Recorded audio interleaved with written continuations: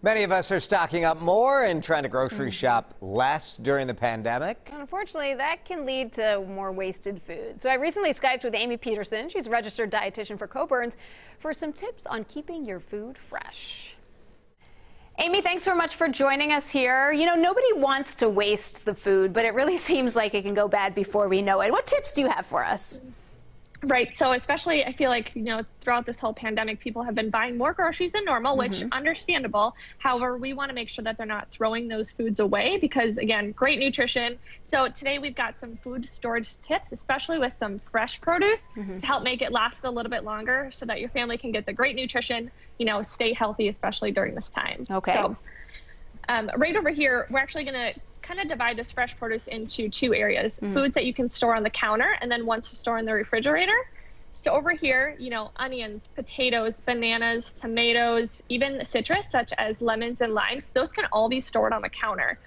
So that's going to help them last a little bit longer.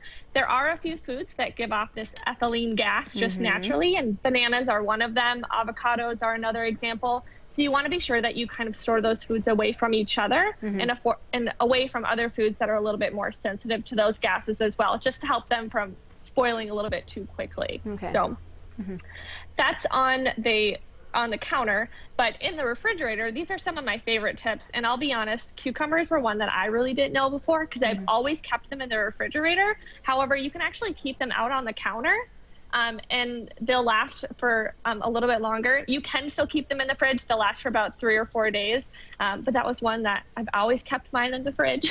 Great. And then when it comes to berries, don't wash them until you're ready to eat them, but keep them in the refrigerator. Great. And then asparagus, I feel like I've been eating a lot of asparagus lately, but the best way to really keep it is to put it in just a shallow container with about an inch of water and stand them upright in the refrigerator. So that will be sure that it's able to stay hydrated, and then you can just refresh the water every couple days. And then, of course, snap off the bottoms before you're ready to cook them however you like. It's like a bouquet of flowers right there. Amy, tell us a little bit about what you have made for us over on the side here. It looks like some sort of sweet potatoes? Yep, so we are doing some Southwest stuffed sweet potatoes. We're trying to utilize some of the ingredients that we have here on the counter. Also using some frozen corn, some canned black beans, but these are great because you can microwave the sweet potatoes.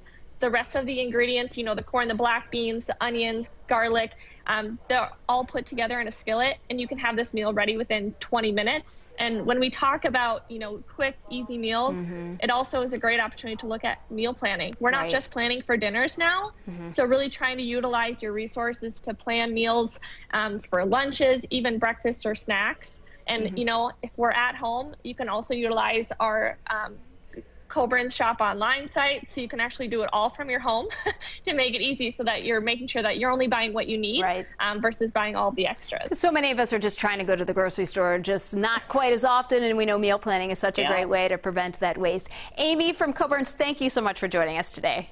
Of course, thank you.